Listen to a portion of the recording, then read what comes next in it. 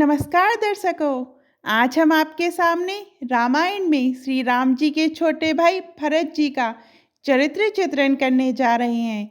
यदि भरत जी के मन में जरा सा भी दोष होता तो वे सत्ता के लालच में बहक जाते। तो आज भरत नाम कोई भी पिता अपने पुत्र का नहीं रखता।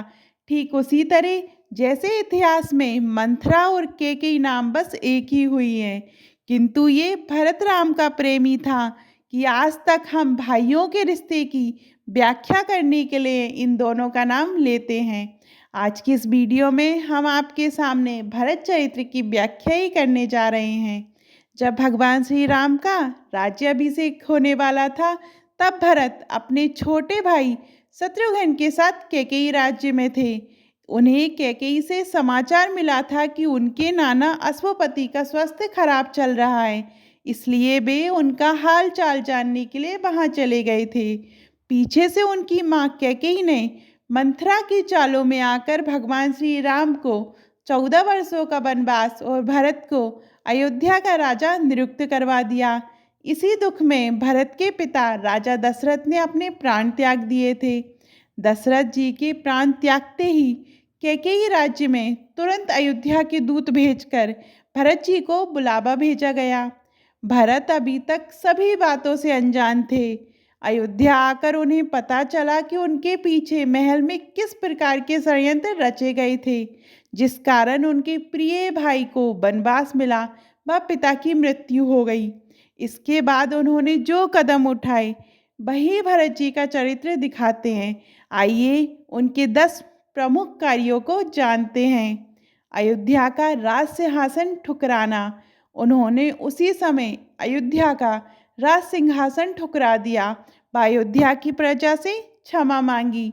उन्होंने अयोध्या का राजा केवल और केवल भगवान श्री राम को माना व स्वयं को उनका दास बताया।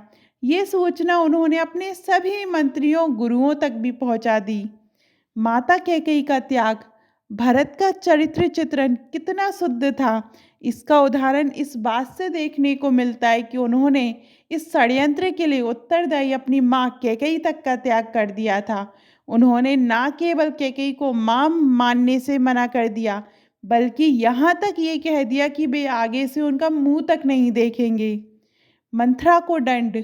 शत्रुघ्न मंथरा को भरी सभा में घसीट कर लेकर आए व उसकी हत्या करने लगे।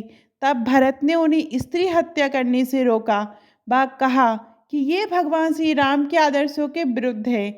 इसलिए उन्होंने मंथरा को एक कमरे में बंद कर दिया व भगवान राम के लौटने पर उसका दंड निर्धारित करने का निर्णय लिया।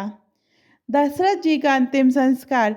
चूँकि दशरथ जी के 2 पुत्रों राम जी व लक्ष्मण जी को वनवास हुआ था व 2 पुत्र भरत व शत्रुघ्न कैकेयी में थे, इसलिए उनका अंतिम संस्कार नहीं हो पाया था।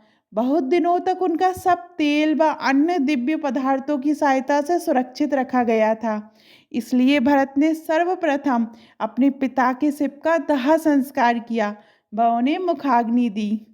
भरत राम का प्रेम। इसके बाद भरत अपने परिवार, गुरु व सेना के साथ भगवान श्री राम को वापस लेने चित्रकूट गए।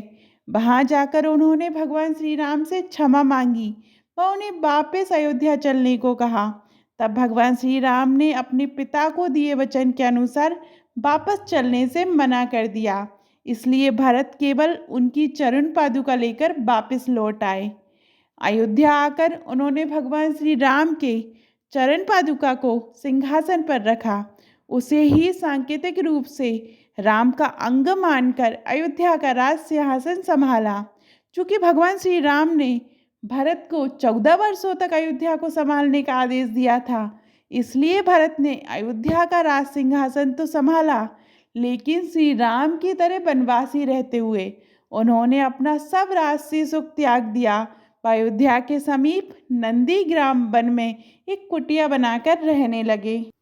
भगवान राम से नीचे सोना। चूँकि भगवान श्री राम वन में भूमि पर सोते थे, इसलिए भरत ने भूमि पर 1 फीट का गड्ढा किया व भगवान श्री राम से नीचे सोना चुना।